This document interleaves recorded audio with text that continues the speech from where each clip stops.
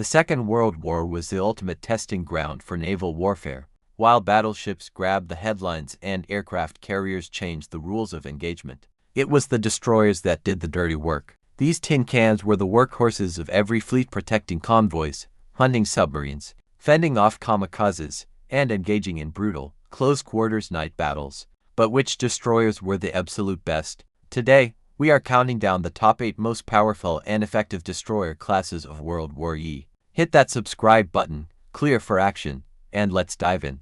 Number 8. The Tribal Class, United Kingdom. We start our list with the Royal Navy's ultimate knife fighters. The Tribal Class. Developed in the late 1930s, the British realized they needed something heavier to counter the massive destroyers being built by Germany and Japan. The Tribals were designed with a clear philosophy: maximize firepower. Instead of focusing on torpedoes, these ships were packed with 8 4.7-inch guns.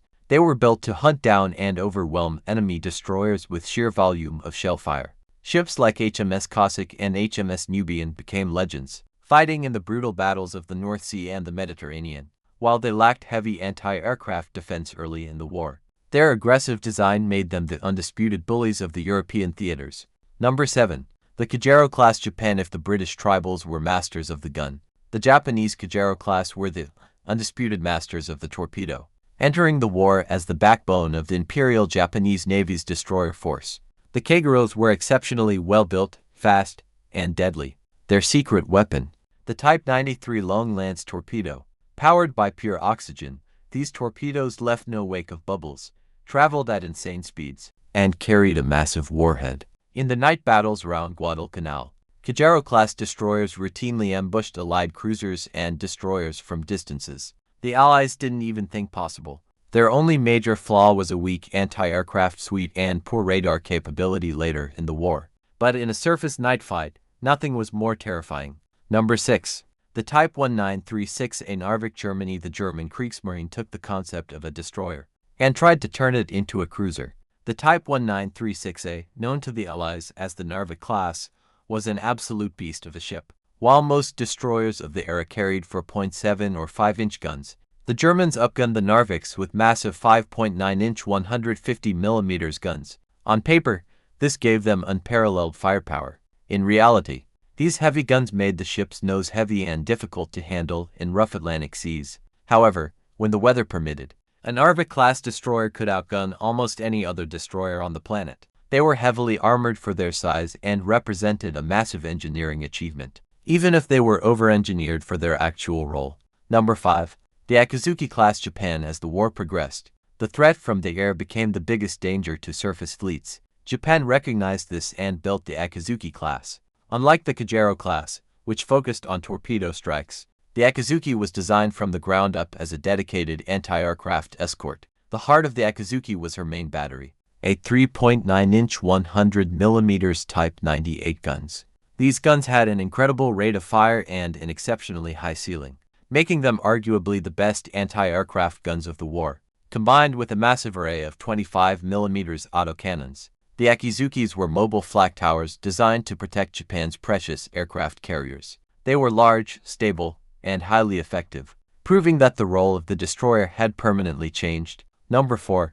The Tashkent Project 20I, Soviet Union nicknamed the Sky Blue Cruiser because of her unique light blue paint scheme. The Tashkent was a one-of-a-kind destroyer leader built in Italy for the Soviet Navy, and she was a masterpiece of speed and style. The Tashkent was massive, blurring the line between a destroyer and a light cruiser. During her sea trials, she reached a staggering speed of 43.5 knots, making her one of the fastest warships in the world. Armed with 6 130mm guns and enclosed turrets, she possessed incredible firepower. Her finest hour came during the siege of Sevastopol, where she used her insane speed to run German blockades, delivering ammunition and evacuating thousands of wounded soldiers under constant air attack. She was proof that speed can be the ultimate weapon. Number 3. The Jervis J-Class, United Kingdom. Returning to the Royal Navy, we have the J-Class. If you want to talk about reliability, versatility, and sheer combat experience, the J-Class, specifically ships like HMS Jervis, set the standard.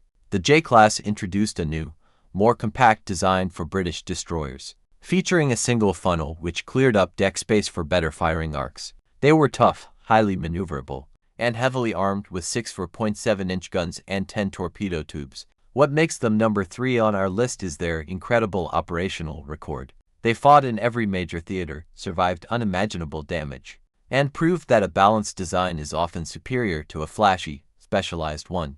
HMS Jervis itself fought through the entire war without losing a single crew member. To enemy action, a legendary feat. Number 2. The Fletcher-class United States. When the United States entered the war, they needed a destroyer that could mass-produce, travel the vast distances of the Pacific, and handle any threat thrown at it. The answer was the Fletcher-class. 175 of these ships were built, making it one of the most successful wartime production runs in history. The Fletcher was the perfect balance of everything. It featured a flush deck design that made it incredibly sturdy.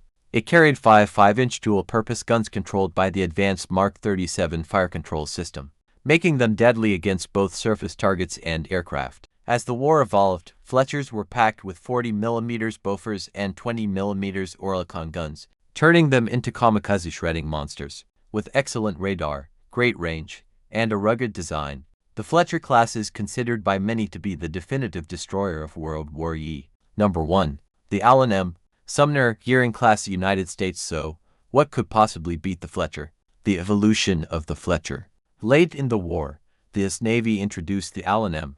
Sumner class, which was soon followed by the slightly longer Gearing class. These ships took everything that made the Fletcher great and dialed it up to 11. The key upgrade was the main battery. Instead of single mounts, the Sumners and Gearings carried 6 5-inch guns housed in 3 twin turrets. This doubled their forward-facing firepower. More importantly, these ships were built from day one to integrate the absolute best technology available: advanced radar, combat information centers, and an overwhelming amount of anti-aircraft weaponry. They were so advanced, rugged, and powerful that many of them continued to serve in navies around the world well into the Cold War, and even the 1980s. When it comes to pure combat capability, tech, and firepower at the end of World War II, the Sumner and Gearing classes stand undefeated at the top of the mountain.